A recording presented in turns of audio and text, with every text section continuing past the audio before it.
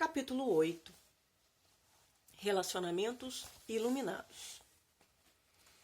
Entre no agora, aonde quer que você esteja. Sempre pensei que a verdadeira iluminação fosse algo impossível, a não ser através do amor entre um homem e uma mulher. Não é isso que nos faz sentir completos? Como alguém pode ter uma vida plena sem que isso aconteça? A sua experiência pessoal já lhe mostrou que isso é verdade? Já aconteceu com você? Ainda não, mas como poderia ser de outro modo? Sei que isso vai acontecer. Em outras palavras, você está esperando por um acontecimento no tempo que venha lhe salvar. Não é esse o erro principal que temos comentado? A salvação não está em lugar nenhum do tempo e do espaço, está aqui e agora. O que quer dizer a frase, a salvação está aqui e agora? Não entendo isso, nem mesmo sei o que significa salvação. Muitas pessoas buscam prazeres físicos ou formas variadas de gratificação psicológica porque acreditam que essas coisas trazem felicidade ou as libertam de uma sensação de medo ou de falta de alguma coisa. A felicidade é vista como uma sensação intensa de vivacidade obtida através do prazer físico, ou como uma sensação de um eu interior mais firme ou mais completo, obtida através de alguma forma de gratificação psicológica. Essa é uma busca de salvação que tem origem no estado de insatisfação ou de insuficiência de alguma coisa. Invariavelmente, a satisfação conseguida dessa maneira tem curta duração e, assim, a condição de satisfação ou plenitude é geralmente projetada, mais uma vez, sob o ponto imaginário, distante do aqui e agora. Quando eu conseguir isto ou me livrar daquilo, vou estar bem.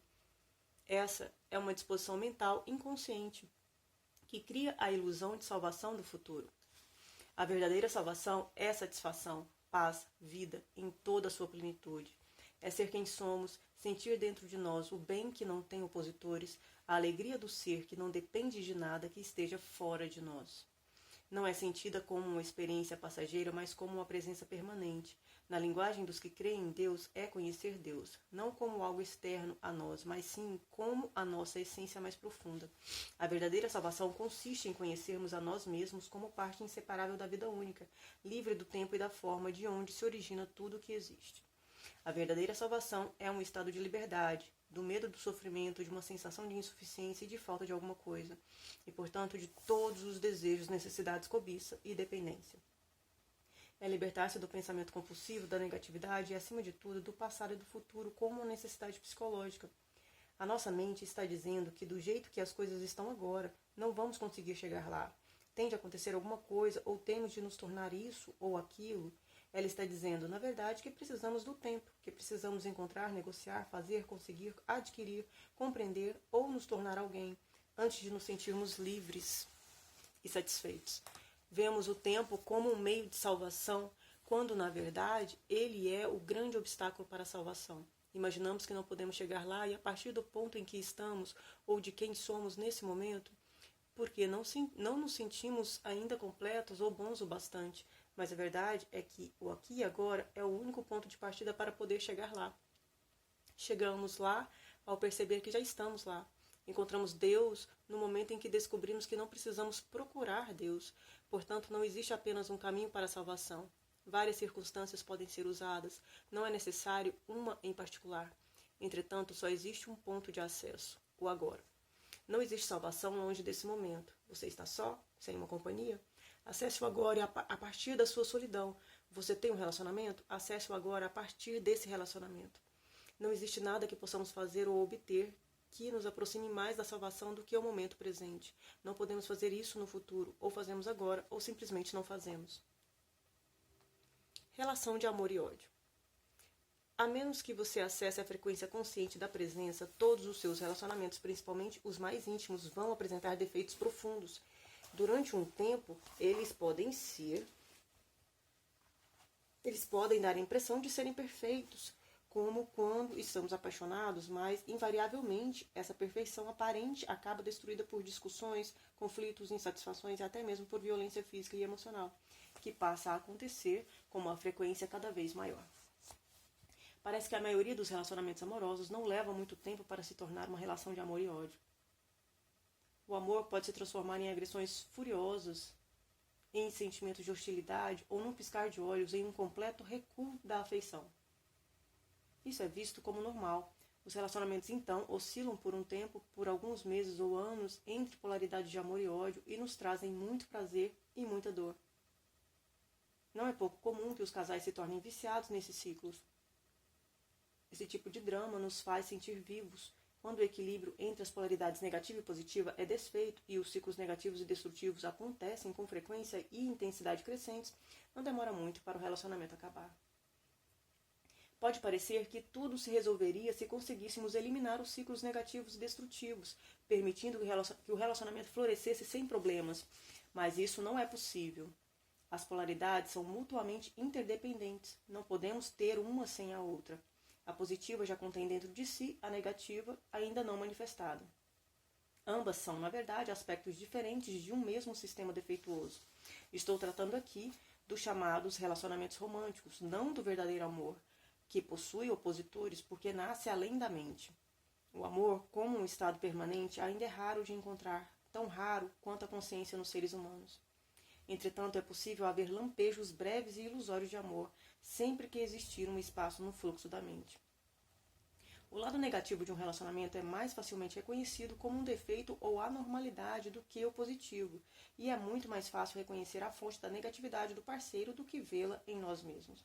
Ela pode se manifestar de várias formas, tais como possessividade, ciúme, controle, ressentimento, insensibilidade e egocentrismo, cobranças emocionais e manipulação, raiva e violência física, necessidade de ter sempre razão, de discutir, criticar, julgar, culpar, acreditar, irritar ou se vingar inconscientemente de um sofrimento do passado imposto por um dos pais. Pelo lado positivo, há uma paixão pela outra pessoa. No primeiro momento, esse é um estado altamente gratificante. Sentimos que estamos intensamente vivos. Nossa existência passa a ter um significado porque, de repente, alguém precisa de nós, nos deseja e nos faz sentir especial. Além disso, provocamos as mesmas sensações no outro, o que faz com que os dois se sintam completos. O sentimento pode se tornar tão intenso que o resto do mundo perde o significado. Você deve ter percebido que existe uma certa dependência nessa intensidade. Ficamos viciados na outra pessoa que age sobre nós como uma droga. Quando a droga está disponível, nos sentimos muito bem, mas a possibilidade, ainda que remota, de que ela não esteja mais ali, disponível para nós, pode levar ao ciúme, à possessividade, a tentativas de manipulação através de chantagem emocional, culpa ou acusações, o que no fundo é o medo da perda. Se a outra pessoa nos abandonar mesmo, pode fazer nascer a mais intensa hostilidade ou um profundo desespero. Em segundos, a ternura amorosa pode dar lugar à agressão selvagem ou a um desgosto terrível.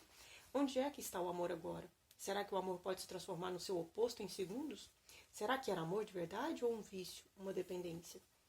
O vício e a busca da plenitude. Por que nos viciaríamos na outra pessoa? O desejo de ter um relacionamento amoroso é universal, porque as pessoas acreditam que a paixão, o amor, pode libertá-los do medo, da necessidade e do vazio, que fazem parte da condição humana em seu estado de pecado e não iluminação. Existe uma dimensão física e outra psicológica para esse estado. No nível físico, é óbvio que não somos um todo nem jamais seremos. Cada um de nós é homem ou mulher, o que vale dizer uma metade de um todo. Nesse nível, o desejo de ser completo, de retornar à unidade, se manifesta através da atração entre homem e mulher. É um impulso quase irresistível de união com a polaridade oposta de energia.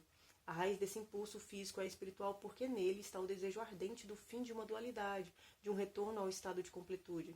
A união sexual é o mais perto que podemos chegar nesse estado do nível físico. Essa é a razão pela qual essa é a experiência mais satisfatória que o reino físico pode nos oferecer. Mas a união sexual não passa de um lampejo breve de plenitude, um instante abençoado.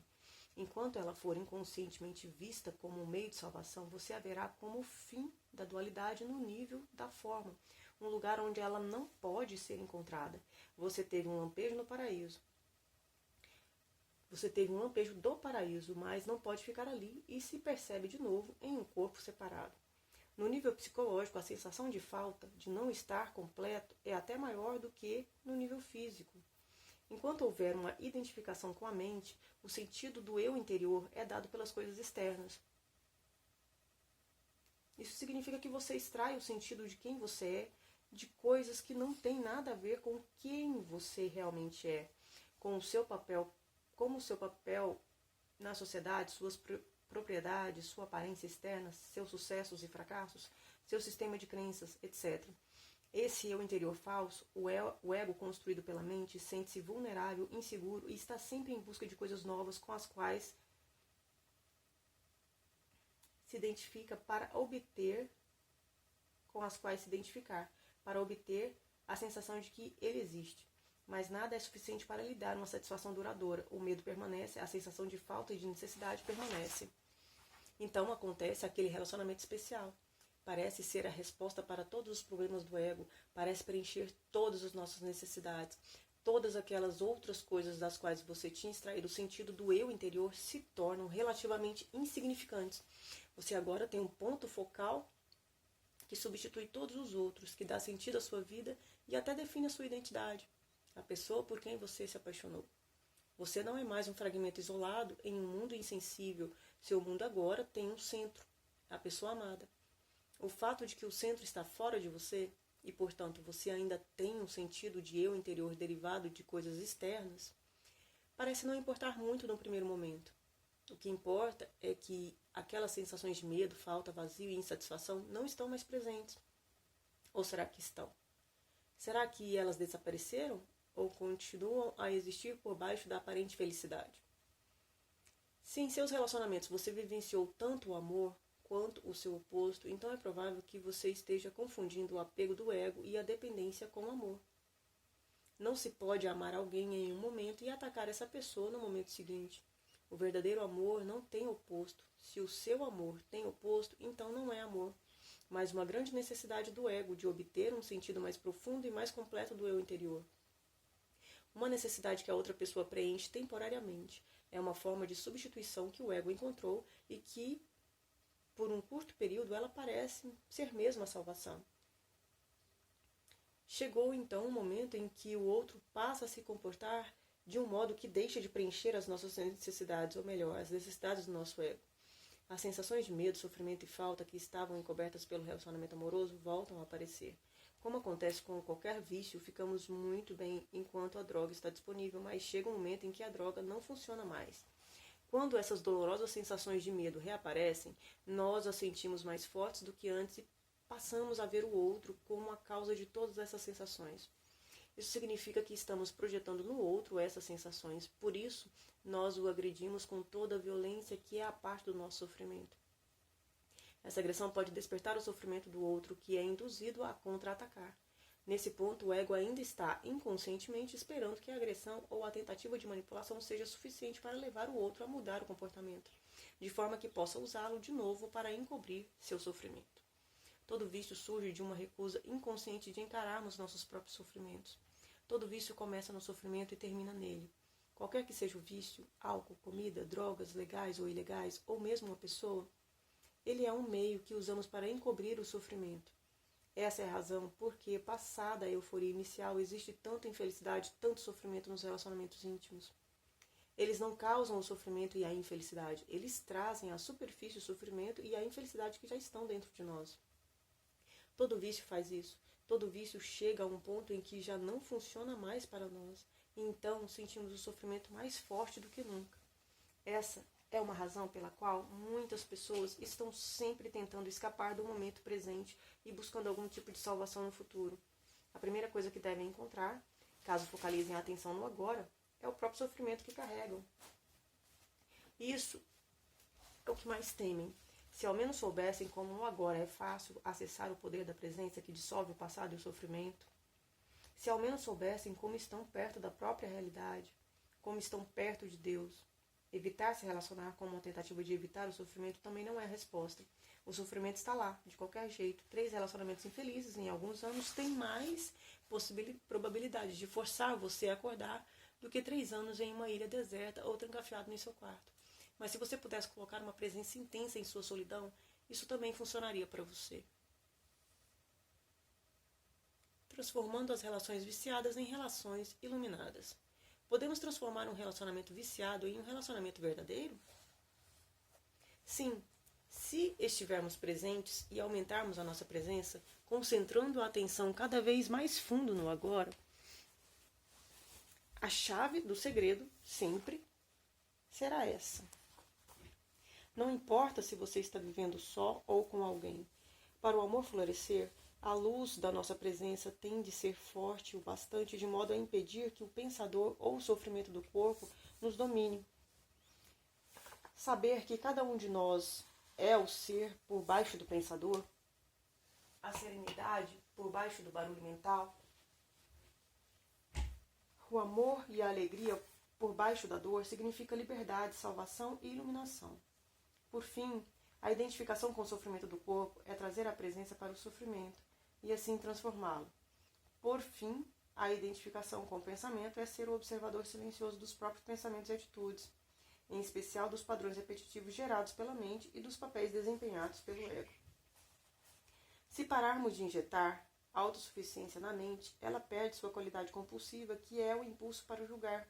Desse modo, criar uma resistência ao que é, dando origem a conflitos, tragédias e novos sofrimentos.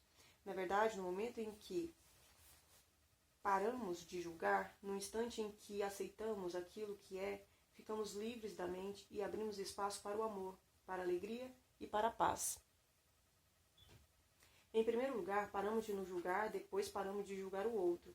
O grande elemento catalisador para mudarmos um relacionamento é a completa aceitação do outro do jeito que ele é,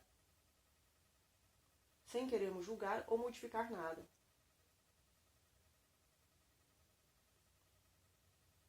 Isso nos leva imediatamente para além do ego. Nesse momento, todos os jogos mentais e toda dependência viciada deixam de existir. Não existe mais vítima, nem agressor, nem acusador, nem acusado. Esse é também o fim da dependência de uma atração pelo padrão inconsciente do outro. Você então ou vai se afastar com amor ou penetrar cada vez mais fundo no agora junto com o outro. É simples assim.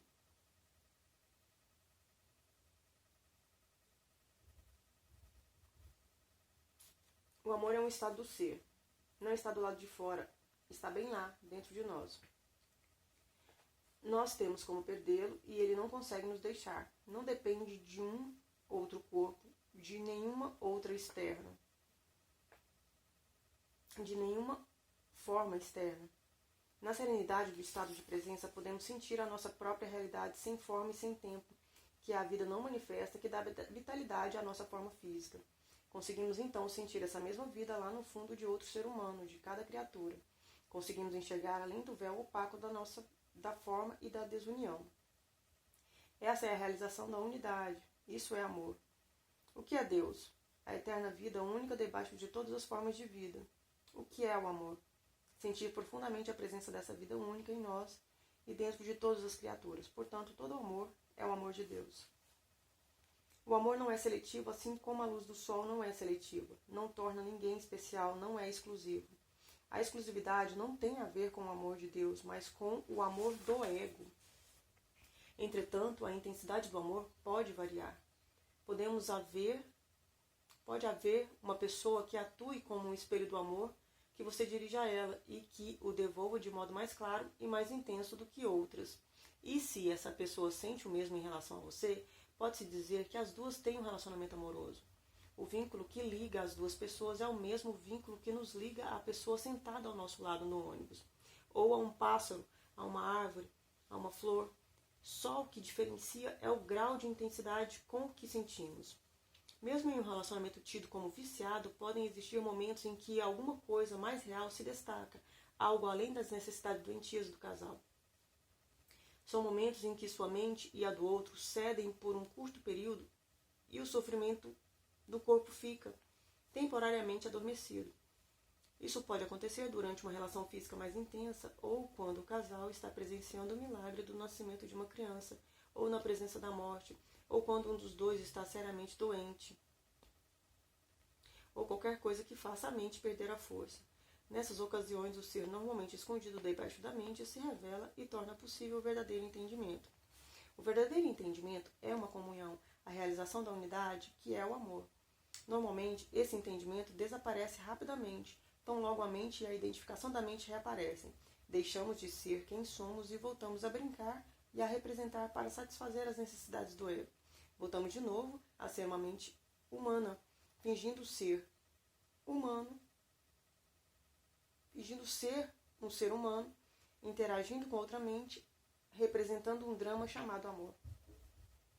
Embora possa haver curtos lampejos, o amor não consegue florescer, a menos que estejamos permanentemente livres da identificação com a mente e que a presença seja bastante intensa para dissolver o sofrimento do corpo. Assim, o sofrimento não consegue nos dominar e destruir o amor. Relacionamentos como prática espiritual. Quando a mente e todas as estruturas sociais, políticas e econômicas que ela criou entram no estágio final de colapso, os relacionamentos entre homens e mulheres refletem o profundo estado de crise no qual a humanidade se encontra atualmente. Como os seres humanos têm se identificado cada vez mais com a mente, a maioria dos relacionamentos não tem raízes fincadas no ser. Por isso, se transformam em fonte de sofrimento e passam a ser dominados por problemas e conflitos. Nos dias de hoje, milhões de pessoas vivem sós ou criam filhos sozinhas por se sentirem incapazes de estabelecer um relacionamento íntimo ou por não desejarem repetir os dramas doentios de relações anteriores. Outras passam de um relacionamento para o outro, de um ciclo de prazer e dor para outro, e em busca de uma satisfação ilusória através da união com a polaridade de energia oposta. Outras continuam a viver juntas em um relacionamento em que prevalece a negatividade em nome dos filhos ou da segurança, pela força do hábito, por medo de ficarem sós, por algum outro acordo vantajoso para o casal, ou até mesmo pelo vício inconsciente da excitação provocada pelo sofrimento ou drama emocional. Porém, toda crise representa não só perigo, mas também oportunidade. Se os relacionamentos energizam e elevam os padrões da mente egóica e ativam o sofrimento do corpo, como está acontecendo agora, por que não aceitar esse fato em vez de tentar escapar dele? Por que não cooperar com ele em vez de evitar relacionamentos ou continuar a perseguir a ilusão de uma companhia ideal, como uma resposta para os problemas ou um meio de encontrar satisfação? A oportunidade escondida dentro da crise não se manifesta até que sejam conhecidos a aceitação e aceitos todos os fatos de qualquer tipo relacionados a uma situação. Enquanto você negá-los, tentar fugir deles ou desejar que as coisas sejam diferentes, a janela da oportunidade não se abre e você permanece preso àquela situação que vai continuar a mesma ou vai deteriorar mais adiante. O conhecimento e a aceitação dos fatos trazem também um certo grau de distanciamento deles. Por exemplo, quando você sabe que existe desarmonia e retém esse saber, significa que surgiu um novo fator através do seu saber e que a desarmonia não poderá se manter inalterada. Quando você sabe que não está em paz, o seu saber cria um espaço de serenidade que envolve a falta de paz em um abraço terno e amoroso, e então transforma a falta de paz em paz. No que se refere à transformação interior, não há nada que você possa fazer a respeito.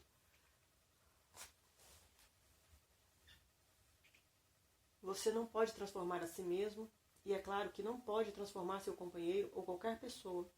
Tudo que você pode fazer é criar um espaço para a transformação acontecer, para a graça e o amor penetrarem. Portanto, sempre que o seu relacionamento não estiver bom, sempre que fizer aflorar a loucura em você e em seu parceiro, fique feliz. O que estava inconsciente está vindo à luz. É uma chance de salvação. Sustente a cada instante o saber de cada momento, em especial ou do seu estado interior. Se houver raiva, saiba que é raiva. Se houver ciúme, defesa, um impulso para discutir, uma necessidade de ter sempre razão, uma criança interior reclamando amor e atenção, ou um sofrimento emocional de qualquer tipo, seja o que for, saiba a realidade do momento e sustente esse conhecimento. O relacionamento passa a ser o seu sadhana, a sua prática espiritual. Se você notar um comportamento inconsciente no parceiro, prenda-o no abraço amoroso do seu saber, de modo que você não tenha uma reação. A inconsciência e o conhecimento não conseguem conviver por muito tempo. Mesmo que o conhecimento esteja só com uma pessoa e a outra não tenha consciência do que está fazendo. A forma de energia que existe por trás da agressão e da hostilidade acha a presença do amor absolutamente insuportável. Se você reage à inconsciência do seu parceiro, você também fica inconsciente. Mas se você ficar alerta à sua reação, nada está perdido. A humanidade está sob uma grande pressão para se desenvolver porque é a sua única chance de sobreviver como raça. Isso vai afetar cada aspecto da nossa vida e de nossos relacionamentos. Nunca antes os relacionamentos foram tão problemáticos e oprimidos por conflitos como hoje em dia. Você deve ter notado que eles não aparecem para nos fazer felizes ou satisfeitos. Se você continuar buscando um relacionamento como forma de salvação, vai se desiludir cada vez mais. Mas se você aceitar que o relacionamento está aqui para tornar você consciente em lugar de feliz, então o relacionamento vai lhe oferecer a salvação e você estará se alinhando com a mais alta consciência que quer nascer desse mundo.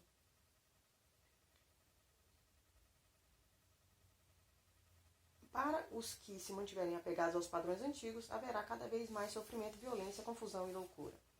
Suponho que sejam necessárias 2 pessoas para transformar um relacionamento em uma prática espiritual conforme você sugeriu. O meu parceiro, por exemplo, continua com suas antigas atitudes de ciúme e controle. Já chamei a atenção para isso inúmeras vezes, mas ele é incapaz de perceber. Quantas pessoas são necessárias para transformar a sua vida em uma prática espiritual? Não se incomode caso o parceiro não queira cooperar. É através de você que a sanidade, ou seja, a consciência, consegue chegar a este mundo. Você não tem de esperar o mundo se curar ou alguém se tornar consciente antes de poder alcançar a iluminação. Pode ter de esperar para sempre. Não acuse o outro de não ter consciência. No momento em que a discussão começar, é sinal de que você passou a se identificar com a posição mental e a defender não só aquela posição, mas também o seu sentido de eu interior. O ego está no comando. Você acabou de ficar inconsciente. Às vezes isso pode servir para apontar a certos aspectos do comportamento do parceiro.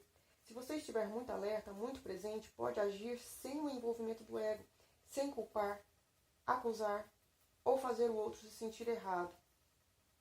Se o outro se comportar de modo inconsciente, abandone qualquer julgamento.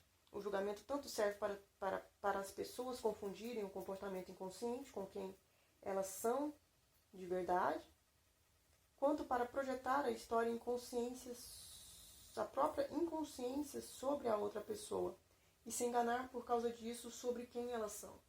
Abandonar qualquer julgamento não significa não reconhecer a disfunção e a inconsciência quando deparar com ela.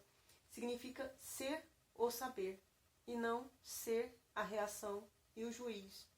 Você não vai nem querer reagir ou poderá reagir e ainda assim ser o saber, o espaço no qual a reação é observada e onde ela se permite existir. Em vez de brigar com o escuro, você traz a luz.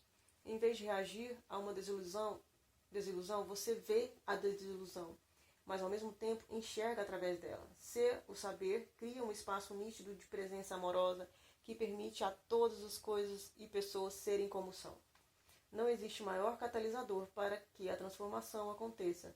Se você adotar essa prática, o outro não conseguirá ficar com você e permanecer inconsciente. Se os dois concordarem em fazer do relacionamento uma prática espiritual do casal, tanto melhor.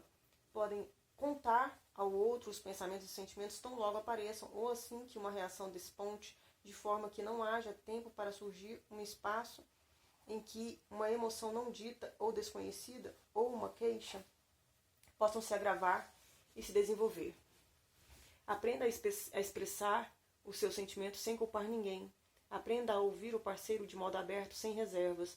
Dê ao parceiro espaço para se expressar. Esteja presente. Acusar, defender, atacar. Todos esses padrões, destinados a fortalecer ou proteger o ego, ou a atender às necessidades dele, irão se tornar supérfluos. Dar espaço aos outros e a si mesmo é fundamental. O amor não consegue florescer sem isso. Quando você tiver removido os 2 fatores que destroem os relacionamentos e o seu parceiro tiver feito o mesmo, vocês vão sentir a alegria do desabrochar do relacionamento. Em vez de refletir o sofrimento e a inconsciência, em vez de satisfazer as necessidades mútuas viciadas do ego, vocês vão refletir para o outro o amor que sentem lá no fundo, que surge com a realização da unidade de cada ser com tudo que existe. Esse é o amor que não tem opositores. Se o seu parceiro continua identificado com a mente e com o sofrimento, mas você já se libertou deles, vai ser um grande desafio. Não para você, mas sim para ele. Não é fácil conviver com uma pessoa iluminada. Ou melhor, é tão fácil que o ego acha extremamente ameaçador. Lembre-se de que o ego precisa de problemas, disputas e inimigos para fortalecer o sentido de separação, de onde tira a sua identidade. A mente do parceiro não iluminado ficará profundamente frustrada porque não encontrará resistência às suas posições rígidas, o que significa que ela vai se tornar insegura e enfraquecida além do perigo de essas posições desabarem todas juntas, resultando na perda do eu interior. O sofrimento do corpo pedirá uma resposta, mas não irá obtê-la. Sua necessidade de discussões, dramas e disputas não será atendida. Mas atenção, algumas pessoas que são fechadas, retraídas, insensíveis ou distanciadas dos sentimentos podem imaginar que são iluminadas e tentar convencer os outros disso.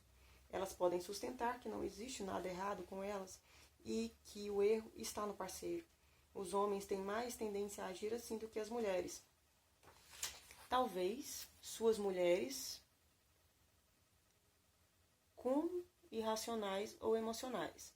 Mas se você consegue sentir suas emoções, não está muito distante do radiante eu interior que está logo ali sobre elas. Se você age mais com a cabeça, a distância é muito maior. Se você age mais com a cabeça, a distância é muito maior e você vai precisar colocar a emoção no corpo antes de poder alcançar o corpo interior. Se não houver uma emanação de amor e de alegria, uma presença completa e uma abertura na direção de todos os seres, então não é iluminação. Se não houver uma emanação de amor e alegria, uma presença completa e uma abertura na direção de todos os seres, então não é iluminação. Outro fator indicativo é o modo da pessoa se comportar em situações difíceis ou desafiadoras, ou quando as coisas vão mal. Se a sua iluminação é uma ilusão egóica do seu eu interior, a vida logo vai lhe aprontar um desafio que fará aflorar a inconsciência sob qualquer forma. Medo, raiva, defesa, julgamento, depressão, etc. Se você estiver em um relacionamento, muitos desses desafios vão se manifestar através do seu parceiro. Por exemplo, uma mulher pode ser desafiada por um homem indiferente, que vive quase exclusivamente em seu próprio mundo. O desafio está na inabilidade dele em ouvi-la, em não dar a ela atenção e espaço para ser alguém, decorrente da falta da presença dele. A ausência de amor no relacionamento, que normalmente é mais percebida pela mulher do que pelo homem, vai desencadear o sofrimento da mulher. Através dele, ela vai atacar o parceiro, culpando-o, criticando-o, atribuindo-lhe o erro, etc. Agora o desafio passou a ser dele.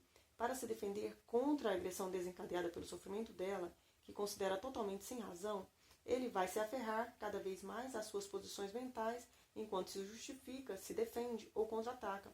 Isso, no fim, pode até mesmo vir a ativar o sofrimento dele. Quando as duas partes foram dominadas, é sinal que atingiram um nível de profunda inconsciência. Isso não vai ceder até que as duas partes tenham se abastecido de muito sofrimento e entrado, então, no estágio de calmaria, até que tudo volte a acontecer. Cada desafio, como o que descrevi acima, contém uma oportunidade disfarçada para atingirmos a salvação. Por exemplo, a hostilidade da mulher pode se tornar um sinal para o homem sair de seu estado identificado com a mente, despertar no agora, estar presente, em vez de ficar cada vez mais inconsciente. Em vez de ser o sofrimento, a mulher poderia ser o saber que observa o sofrimento emocional em si mesma, acessar o poder do agora e iniciar a transformação do sofrimento. Isso iria evitar a projeção compulsiva e automática do sofrimento para o mundo exterior. Poderia expressar seus sentimentos para o seu parceiro. Naturalmente, não há uma garantia de que ele vai escutar, mas é uma boa oportunidade para ele se tornar presente e quebrar o círculo doentio de uma representação involuntária de seus velhos padrões mentais.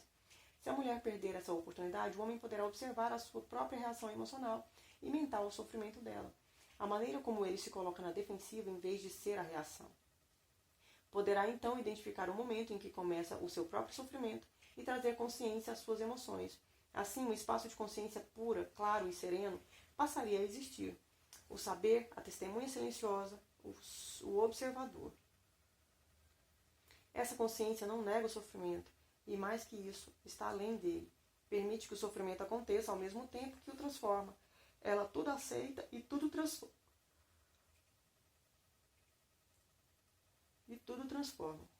A mulher poderia facilmente se juntar a ele nesse espaço através da porta que acabou de ser aberta. Por que as mulheres estão mais próximas da iluminação?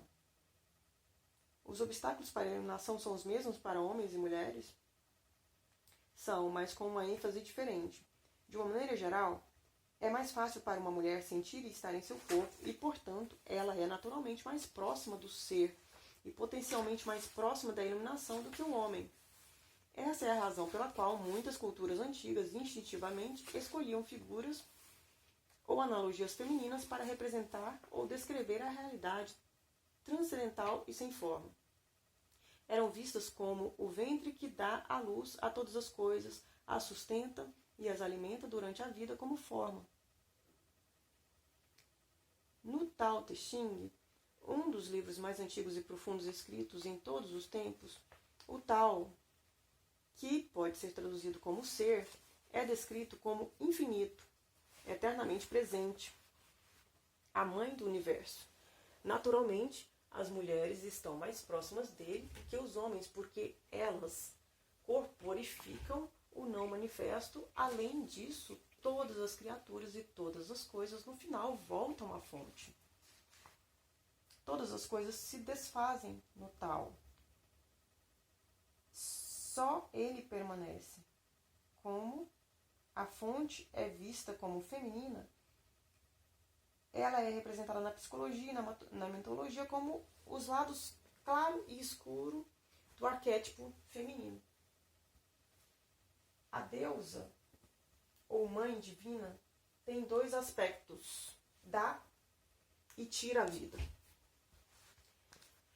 Quando a mente tomou o poder e os seres humanos perderam contato com a realidade da essência divina, eles começaram a pensar sobre Deus como uma figura masculina.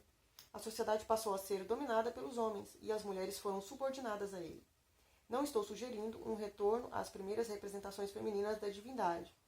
Muitas pessoas empregam atualmente a palavra deusa em vez de Deus. Estão dando uma nova roupagem ao equilíbrio entre homem e mulher, perdido há muito tempo. E isso é bom. Porém, ainda é uma representação e um conceito talvez com alguma utilidade temporária, assim como um mapa ou um sinal é útil por um tempo, embora funcione mais como um impedimento do que como uma ajuda. Quando alguém está pronto para perceber a realidade existente além de todos os conceitos e imagens, o que permanece mesmo na verdade, entretanto, é que a frequência de energia da mente parece ser essencialmente masculina. A mente resiste, briga pelo controle, usa, manipula, agride, tenta se apoderar e possuir, etc. Essa é a razão pela qual o Deus tradicional é uma figura patriarcal, uma autoridade controladora, um homem sempre furioso, que devemos temer, como sugere o Velho Testamento. Esse Deus é uma projeção da mente humana. Para irmos além da mente e nos religarmos à profunda realidade do ser, são necessárias qualidades muito diferentes: entrega, não julgamento, uma abertura que permita à vida existir em vez de resistir, a capacidade de sustentar todas as coisas no amoroso abraço do saber. Todas essas qualidades têm muito mais a ver com o princípio feminino, onde a energia da mente é pesada e rígida. A energia do ser é leve e macia, mas ainda assim é muito mais poderosa do que a mente. A mente governa a nossa civilização, enquanto o ser é o encarregado de todas as formas de vida em nosso planeta e além dele. O ser é a própria inteligência cuja manifestação visível é o universo físico. Embora as mulheres estejam potencialmente mais próximas dele, os homens também conseguem ter acesso a ele, dentro de si mesmos. Nesse momento, a imensa maioria dos homens e das mulheres ainda está sob o domínio da mente. É ela que impede a iluminação e o florescimento do amor. Como regra geral, o maior obstáculo para os homens, tende a ser a mente pensante, enquanto o maior obstáculo para as mulheres é o sofrimento. Embora em casos isolados, o oposto possa ser verdade, e em outros dois fatores possam ter o mesmo peso. Dissolvendo o sofrimento coletivo feminino. Por que o sofrimento é um obstáculo maior para as mulheres? O sofrimento, em geral, tem um aspecto coletivo e um individual. O aspecto pessoal é o resíduo acumulado de problemas e sofrimentos emocionais que a própria pessoa vivenciou no passado. O aspecto coletivo é o sofrimento acumulado na psique da humanidade por milhares de anos, através de doenças, torturas, guerras, assassinatos, crueldades, loucuras, etc. O sofrimento de cada um de nós também participa desse sofrimento coletivo. Por exemplo, certas raças ou países onde ocorrem formas extremas de lutas e de violência possuem um sofrimento coletivo mais intenso do que outros. Qualquer pessoa com um forte sofrimento e sem consciência bastante para se desligar dele, não só será forçada de modo contínuo ou periódico a reviver o sofrimento emocional, mas também pode facilmente se tornar autor ou vítima da violência. Por outro lado, essas pessoas também podem estar potencialmente mais próximas da iluminação. Claro que esse potencial nem sempre se realiza, mas se você tiver um pesadelo, provavelmente terá mais motivos para despertar do que alguém que acabou de ter um sonho comum sobre as dificuldades da vida. Além do sofrimento pessoal, cada mulher tem participação naquilo que pode ser descrito como o sofrimento feminino coletivo, a menos que ela esteja plenamente consciente. Consiste no sofrimento acumulado vivido por cada mulher, em parte pela dominação dos homens sobre as mulheres, pela escravidão, exploração, estupro, partos, perda dos filhos, etc., durante milhares de anos. O sofrimento físico e emocional, que para muitas mulheres precede e coincide com o fluxo menstrual, é o sofrimento em seu aspecto coletivo, despertando da sua dormência daquele momento, embora possa ser detonado também em outras ocasiões. Ele restringe o livre fluxo da energia vital através do corpo, da qual a menstruação é uma manifestação física. Vamos nos deter um pouco nesse assunto e ver como pode se tornar uma oportunidade para a iluminação. Com frequência, a mulher é dominada pelo sofrimento físico e emocional nesse período.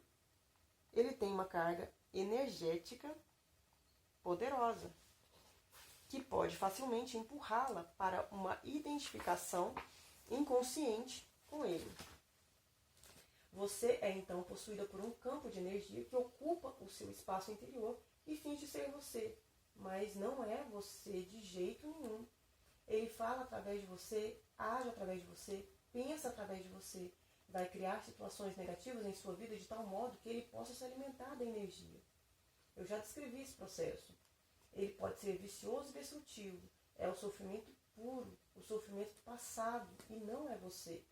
O número de mulheres que estão se aproximando do estado de consciência plena já ultrapassa dos homens e vai crescer ainda mais rápido nos próximos anos.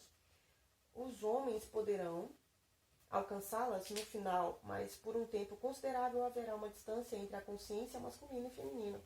As mulheres estão recuperando a função, que é um direito natural delas, ser uma ponte entre o mundo manifesto e o não manifesto, entre a materialidade e o espírito. A sua tarefa principal agora, como mulher, é transformar o sofrimento de forma que ele não mais se interponha entre você e o seu verdadeiro eu interior. Naturalmente, você também tem de lidar com um outro obstáculo, a iluminação, que é a mente pensante, mas a presença intensa que você produz quando lida com o sofrimento também vai libertá-la da identificação com a mente. A primeira coisa para lembrar é que, enquanto você construir a sua identidade em função do sofrimento, não conseguirá se livrar dele.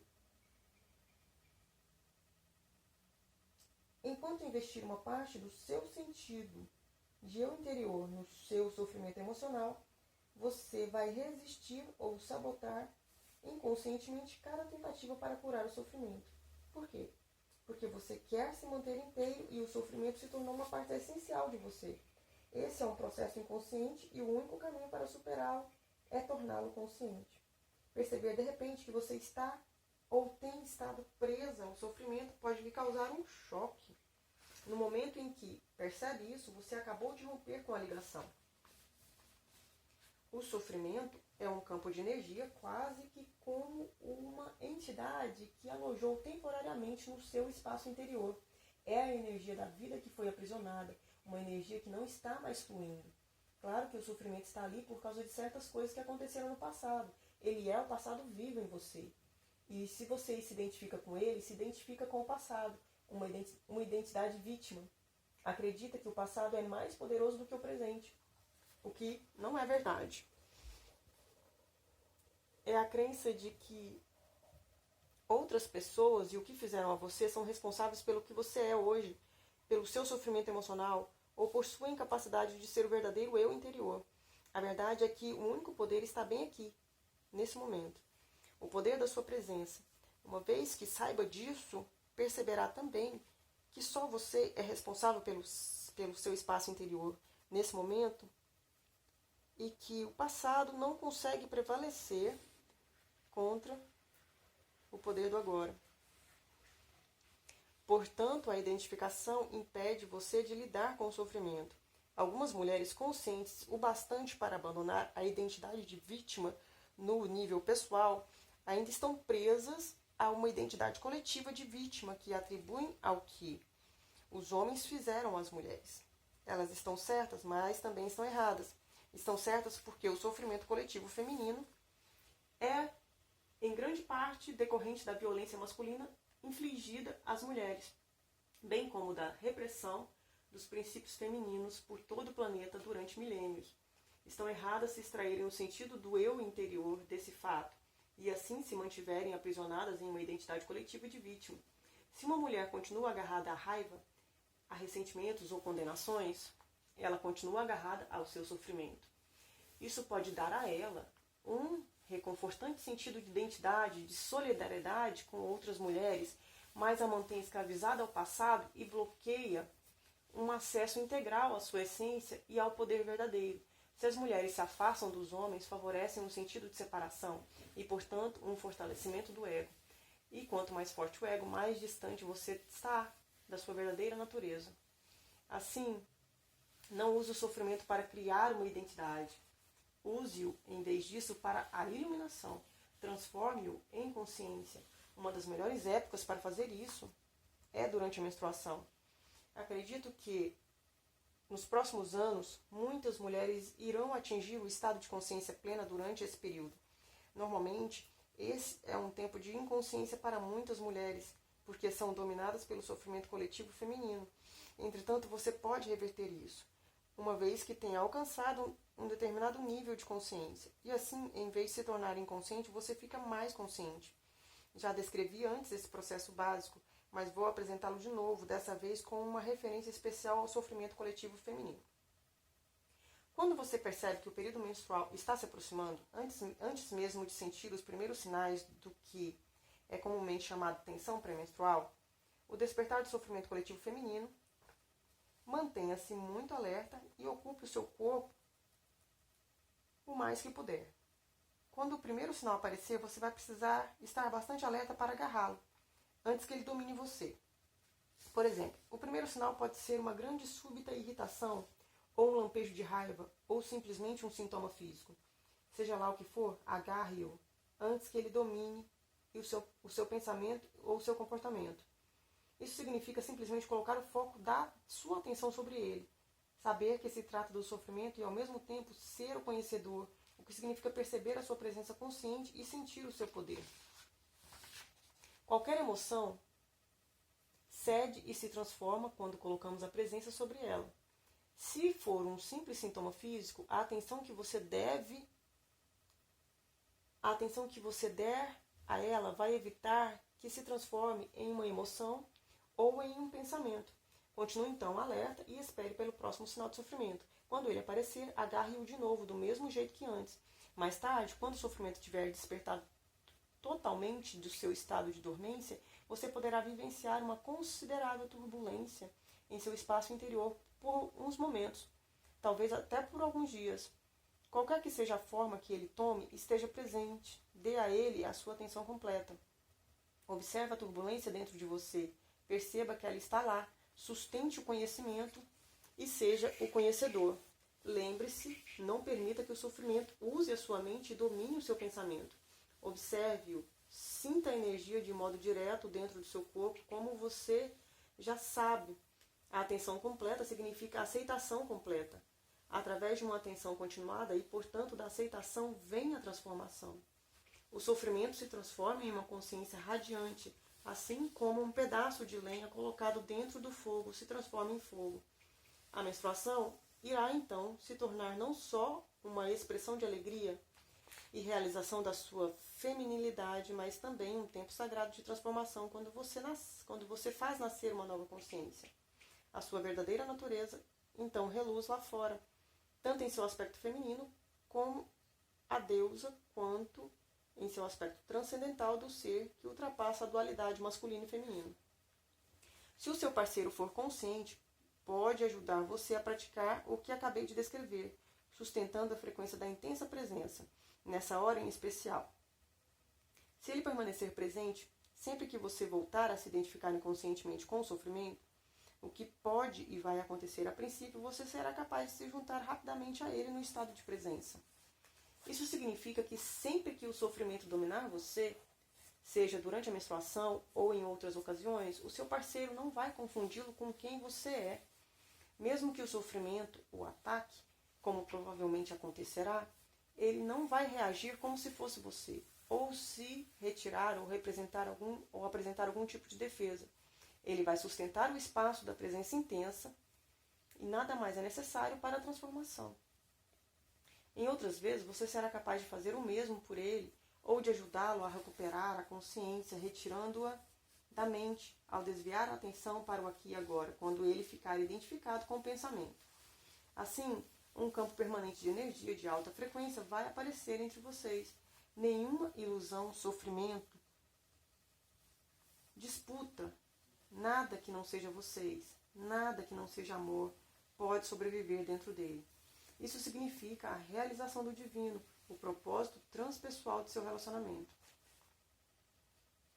Desistindo do relacionamento consigo mesmo. Quando alguém está plenamente consciente, será que tem necessidade de um relacionamento? Um homem ainda se sentirá atraído por uma mulher? Uma mulher se sentirá incompleta sem um homem? Iluminado ou não, no nível da sua identidade com a forma, você não está completo. Você é a metade do todo. E isso é percebido como a atração homem-mulher. O movimento em direção à polaridade oposta de energia, não importa qual seja o seu nível de consciência. Mas nesse estado de conexão interior, você percebe essa atração em um lugar sobre a superfície ou na periferia de sua vida. O universo inteiro parece as ondas e marolas sob a superfície de um oceano imenso e profundo. Você é esse oceano e naturalmente também é a marola. Mas uma marola que percebeu a sua verdadeira identidade como oceano e sabe que, em comparação a essa vastidão e profundidade, o mundo das ondas e marolas não é assim tão importante. Isso não significa que você não se relaciona profundamente com outras pessoas ou com seu parceiro. Na verdade, você só consegue se relacionar se tiver consciência do ser. Partindo do ser, você é capaz de enxergar além do véu da forma. No ser, homem e mulher são uma unidade. A sua forma pode continuar a ter necessidades, mas o ser não tem nenhuma. Já está completo e inteiro. Se essas necessidades forem preenchidas, será ótimo, mas não faz diferença para o seu estado interior mais profundo. Portanto, caso a necessidade de uma polaridade masculina ou feminina não seja preenchida, é perfeitamente possível para uma pessoa iluminada perceber que falta alguma coisa no nível externo e, ao mesmo tempo, sentir-se totalmente completa e satisfeita no nível interno. Na busca da iluminação, ser homossexual serve de vantagem, de obstáculo ou não faz qualquer diferença? Ao se aproximar da idade adulta, a incerteza da sexualidade seguida da percepção de que você é diferente dos outros pode forçar uma desidentificação dos padrões socialmente condicionados de pensamentos e comportamento. Isso vai elevar automaticamente o seu nível de consciência sobre a inconsciência predominante. onde as pessoas inquestionavelmente carregam todos os padrões herdados. Nesse sentido, ser homossexual pode ser uma vantagem. Até certo ponto, ser um estranho, alguém que não se enquadra com os outros ou é rejeitado por eles por qualquer razão, torna a vida difícil, mas também traz uma vantagem com relação à iluminação. Ela tira de você a consciência. Ela tira você da inconsciência, quase que à força. Por outro lado, se você desenvolve um sentido de identidade baseado na sua homossexualidade, escapa de uma armadilha para cair em outra. Você vai desempenhar papéis e jogos ditados pela imagem mental que tem de si mesmo como homossexual. Vai se tornar inconsciente, vai virar uma falsidade debaixo da sua máscara do ego, vai estar muito infeliz. Se isso acontece com você, ser homossexual virou um obstáculo. Mas sempre existe uma nova oportunidade. Uma infelicidade aguda pode ser um grande elemento despertador. É verdade que cada um de nós precisa ter um bom relacionamento consigo mesmo antes de se relacionar com outra pessoa. Se você não consegue ficar à vontade consigo mesmo, vai procurar um relacionamento para encobrir o seu desconforto. Só que esse desconforto vai reaparecer de alguma outra forma no relacionamento e você provavelmente atribuirá a responsabilidade ao seu parceiro. Tudo o que você precisa fazer é aceitar esse momento plenamente. Você estará então à vontade no aqui e agora e à vontade consigo mesmo. Mas será que você precisa ter um relacionamento com você mesmo? Por que não ser apenas você? Quando se relaciona com você mesmo, já se dividiu em dois. Eu e eu mesmo.